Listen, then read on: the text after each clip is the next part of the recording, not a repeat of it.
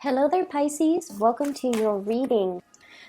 So, without further ado, when I was shuffling out the spread, what I saw was I see this swan. It's a white swan. It's in the middle of a really big body of water. I can't even, they're not ocean dwellers, but it just felt like it's in a lake or in a really large body of water, and I couldn't even see land or a bank in sight. Okay, so it's just adrift, and it's just looking around. The swan is white. It's looking around, and it doesn't see any land. It doesn't see any people, and so it's just adrift with the tide or wherever the wind sweeps. And it seems like a very calm, placid, surface of the water. So everything, it's like there's no imminent danger, but then again, it's like open water. And then the swan is like, I think I've had it, and it just hoists itself up and it flies into the sky. So that's what it feels like to me. And immediately when I saw this, I was just thinking, it feels to me like for many of you, this is the first time where you are coming into your own sense of potential. So it's almost like I see this element about skills transfer, and I feel almost like you're looking at your skill set, and you're looking at all your past job experience, and you're trying to do like a major career change, or you're contemplating a major career change or a change in your work environment, and you're trying to figure out how your skills are transferable. So it's almost like the swan adrift in the sea. It's floating, but at the same time, it's not using its wings. And then for the very first time, you're just like, you know what? I have these wings. Why don't I just fly? Why don't I find something else? Why don't I do something that is different, but more fulfilling, more in alignment with, whatever gifts, whatever endowments I already have. So I feel there's this element here about thinking about the trajectory or the direction of your life, and no longer feeling like you're just adrift in this big blue ocean. You're taking more initiative. You're being more proactive about, making decisions, but also moving yourself to a new place, and especially a higher ground. So that's what I'm seeing. What I'm also feeling as well is for the past 4 years, I almost feel like you went through the motions. And for example, I'm seeing this.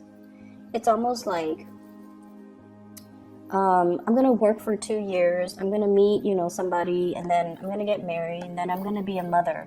So that's one scenario, and I felt that. And then for others, I'm going to do college. I'm going to go off, have like a year of work experience. And then I'm going to go through grad school. And then after grad school, then, everything will fall into place. It's almost like going through the motions, having some type of a plan kind of set out for yourself, for the past 4 years. And the 4 years have passed, and you're at this point where you need to formulate the next 4 years. That's what it feels like to me. You're working in spurts, and I feel like you do have a sense of like ultimately what you want, and you do kind of prepare for it and plan for it, possibly 4 years at a time. And as a result of that, you're kind of like at the end of that 4-year period, and you're trying to formulate and lay out the blueprint for yourself for the next few years. And that puts you in a very powerful position. But I also feel like the times are changing, and you're almost like you're intuitively picking up on that it might not be safe for you anymore to just be adrift in this lake. It's open land. It's open water. You don't know what's really underneath, and you don't know how far it's going to take for you to get to shore. And you're aware of that now. You're aware of that. And I feel like you come to the realization that you have to make some changes, and you come to the realization that you have to, rather than swim, I might need to fly. So whatever it is, I feel like you're well prepared for it, and your intuition is early, and it's catching it's almost recognizing these signs, and it's also recognizing this sense of restlessness that you have within you, because ultimately you're catching these signs early and the universe wants you to change direction. That's what it feels like to me. So on the mundane front, what I'm seeing in this spread is I see you and a person, possibly a family member. For some of you, it could be your own children. For others, I feel like siblings. It's somebody that you have a very strong emotional connection with, okay, like a family member. I see some of you formulating, making some plans, scheming, not in a bad way, but I feel like conjuring up some type of a plan. I see you two dealing with some type of legal paperwork, trying to get something in order, trying to plan out how things are going to happen. But I feel like the conversations are very hush-hush. Okay, it's like behind closed doors, it's behind curtains, it's behind like the prying ears or the prying eyes of the neighbors. So you're doing something that is, I feel like, a little bit secretive with another person, and these conversations are very candid, very hush-hush, very behind the closed doors, and you're scheming, planning something. How are we going to do this? What happens if they ask us that? How are we going to answer this question? How are we going to respond to this? Those types of things are, that's what I'm seeing here. And I also feel you have somebody that you are, once again, possibly a family member. They're very harsh with their words, okay? They might say things like very... they might say things that they don't mean. They blow up fast, they get angry, they blow up, and then they forget, they forget about it. Okay, so the only thing I feel that is a major obstacle between you and this person is that they're harsh with their words. They're a little bit, they have, I don't want to say anger issues. I don't feel like that's the case. I feel like the right way to put it is, they say things and then they forget. So when they're upset, they get really upset. So it's like, you know, they go from 0 to like 100 on the anger spectrum. But then once they're able to vent, then they're okay. They're a really good person. They have a really good heart. But I feel like a lot of the times, Pisces, you guys are very sensitive. And I feel like you hold a lot of things in. So if somebody is like crossing the line, if somebody says things that are just very indelicate or hurtful, you have to check them on it, okay? You can't just, you know, sit there and sulk in silence and give them the silent treatment. You have to tell them, hey, that was over the line. You said it and it was not nice, or, you know, you should like sugarcoat things, or don't speak to me that way. So what I feel here is you're dealing with someone who's you feel like they're very vulgar, or they're very indelicate, or they're just mean, but they do have a really good heart. And I feel like at the bottom line that I'm seeing is there's a lot of love here. It could be a romantic interest, it could be a family member, but the bottom line is they're very generous towards you. They really care about you. You care about them. There's a lot of love. It's just the communication needs a little bit more work. And I feel like you haven't had much success with this person. I also feel a little bit of fear from your end when you're dealing with this person. Don't be intimidated by other people, okay? And I know that's just, you know, it's easier said than done. We feel what we feel. But don't stay in that feeling space for too long. Take action to rectify a situation. If you feel like somebody's being harsh, you need to let them know. You need to let them know that, you know, I'm not going to tolerate this behavior, or you can't speak to people like that, or, you know, you can't speak to me like that. I don't appreciate it, and here is why. So I feel somebody who's being a little bit insensitive with things they say, and then you kind of recoil, and then you kind of retreat. and they don't know that they did anything wrong, okay? But I feel like this is a really generous person. So that's what I'm sensing here when it comes to your interpersonal relationships. I see people having to, if you have animals like pets and whatever that you have that are animals around you, be careful about not leaving items like stray items out, because I see some pets possibly having to go in for an x-ray because they swallow something, and I feel almost like you have to transport them. So you have to take time off work, you have to deal with the hassle, you also have to deal with the worries and the anxiety that, you know, your pets are like wondering what's wrong with them. And that goes as well for younger children. If you have younger children, if you have small animals, just be careful, or even big animals, that you're not leaving stray items, especially, you know, those squeaky toys. I'm also seeing toothbrushes, toothpaste, just, you know, toxic items or items that are chewable or swallowable. Just make sure you leave that out of, you know, sight, because I do see this worry and anxiety as it relates to children, as it relates to animals.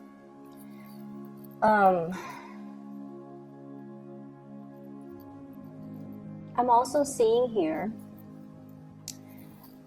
for those of you who are in relationships, and this is not going to apply for all, but I'm seeing this element here about somebody like really making advances on you. And so here's what I'm seeing, and if it doesn't relate, it doesn't relate, okay? I feel like you might have been with someone, or you are still with somebody who really, really loves you, and they fought for you. Like they really made it known that you really, they really love you. And the pursuit, you know, the way that they pursue you, it was very flattering. And then you fall into a relationship with them. But I feel like everything was, all the actions, all the steps were taken from their end. So it just felt almost like you're swept along. You know, it's like it happened in succession, and I feel like it was just kind of out of your control. Or you didn't take initiative in the relationship. They were just, you know, through the sheer force of just really wanting you and really loving you, they move things along. And now, I don't know how long it has been that you're in a relationship with this person, but it feels now that you're looking at the situation and you're just like, you know what, I was swept along. I was not really making any, it felt almost like you weren't really an active participant in the course of the relationship. And you're coming to this sense of awakening, you know, and I feel like it has a lot to do with January 2019, when we are taking stock of where we've been and where we're trying to go. Where you're just like, am I still really in love with this person? Is this the direction that I want my life to go? Am I still content staying in this? It's almost like having this sense of awakening that, wow, I'm, you know, 9 years of marriage and 3 kids later, I felt like I've just been swept along. You know, it felt like life was happening to me rather than me being able to actively carve out a path so that I can move along in my life. That's what it feels like to me. And so I also see this element about, you know, being financially dependent on another person. It could be your partner towards you or you towards your partner. And things can get a little bit messy if you were to ever disengage and, you know, separate or divorce. So that's what it feels like. You're coming into this major awakening. You're taking stock and you're trying to figure out, you know, am I still happy? Is this what I want? Am I content? Is this what I want to do for the rest of my life? And so I feel like, you know, you might have been adrift, like just going wherever the tides take you, not really steering your own boat, okay? Not being the captain of your own life. And I feel like coming into this week, And I know, like, I'm speaking, you know, in terms of week, but the energy can blur into, you know, the rest of the month. But what I feel is you're taking control. You're now steering yourself to a place of safety. And you're now taking charge of the direction of your life, charting your own path. On the road to discovery, even. For many of you, this can indicate to me travel, movement, moving away from a troublesome situation. And, you know, it's almost like the dawning of a new day. We have here the Ten of Swords, which in this deck, whenever we come to a valley, it's a place where kind of like the heavens break open. There's that, the strands or the beams of light kind of shine on that valley. It's almost like the dawning of a new day. It's a place of safety. It's a place of refuge, and being able to find people and safety and shore and land. So I feel almost like this sense of being adrift is done and over with. Whatever cycle that you have been through because of, you know, I honestly feel like trusting in the wrong people, having this sense of wishful thinking where you're just like, it's gonna happen, you know, in the way it's supposed to happen. I can only wish for the best, and not doing enough planning in your own life. I feel like that time period is coming to an end where you are now, you know, captain of your own ship, where you are now able to steer your life in the direction that you want.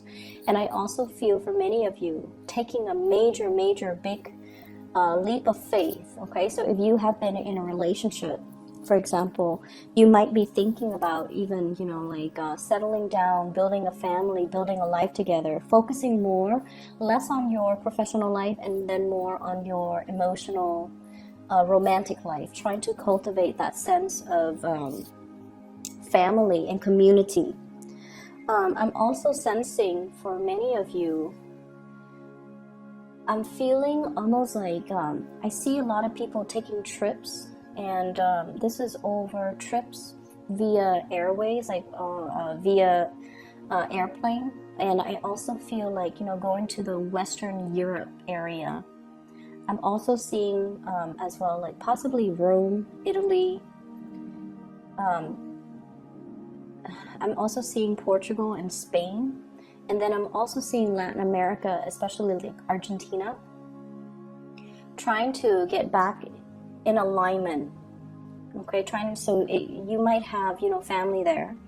I'm also seeing as well, trying to get some projects off the ground, and you needed somebody, possibly like a buyer, a lender, or a group of people so that you can launch a project. So I do see a lot of formulating some type of a legal plan or getting something off the ground, and there's a lot of thinking that's involved. It's almost like trying to launch a project, and you need buy-in, you need financiers, you need people that are going to be on board, you also need workers, and you're going to these areas to try to plan out how it's going to happen, how to launch something, how to connect people to the right resources, and how to get this thing off the ground. And I don't feel like you're doing it on your own. I feel like you might be connecting with people over large, vast distances, possibly overseas, to get this off the ground. For some of you, you could be like remotely overseeing some type of work overseas, and now you're traveling there to see how the work is getting off the ground. You're trying to see how they're doing something so that you can replicate it where you are. So it's almost like that skills transfer once more. Learning new skills so that it can be transferable to a different work environment. And then I also feel, you know, on the plus side, you might be a consultant where you are transferring your skills to another group of unskilled workers so that you can enhance or increase their productivity. So there's a lot of movement and a lot of thinking and a lot of strategizing and a lot of formulating new things coming into this spread. So I definitely feel it's going to be a really momentous January for you guys. But at the same time, I just feel like The only thing is, and I've been getting this a lot for Pisces, you guys are really tolerant people. You tolerate with a lot. And I feel like a lot of the times, you know, when you don't jive well with somebody, either the way they communicate is a little bit too abrasive, you just kind of avoid them. You just kind of shy away from them. But I also feel like these people have a lot of leadership capabilities and they have a lot of good leadership qualities. And so whenever we feel ourselves in opposition or in conflict with perpetually with a certain types of people, it basically means there's a lesson to be learned there. And maybe the lesson is for you to, you know, speak up, for you not to let other people push your buttons, and for you to not let other people intimidate you, you know? So I feel like if you have family members, if you have, especially people you love, and, you know, they're very insensitive, for example, it's important for you to voice your opinion, and you need to tell them, you know, that's not the right way to talk, or please don't use that type of language, or, you know, if you want people to listen to you, you have to say it this way. So I feel like you have a lot to offer in terms of allowing people to communicate in a way that is more in alignment with being heard. Whereas they can teach you, you know, to kind of be brave and stand up for yourself, and to really not shy away from people or situations that you feel could potentially be confrontational, but rather seeing that as a learning opportunity and to allow yourself to put yourself in that situation. Because opposition is not always bad. It doesn't always lead to conflict.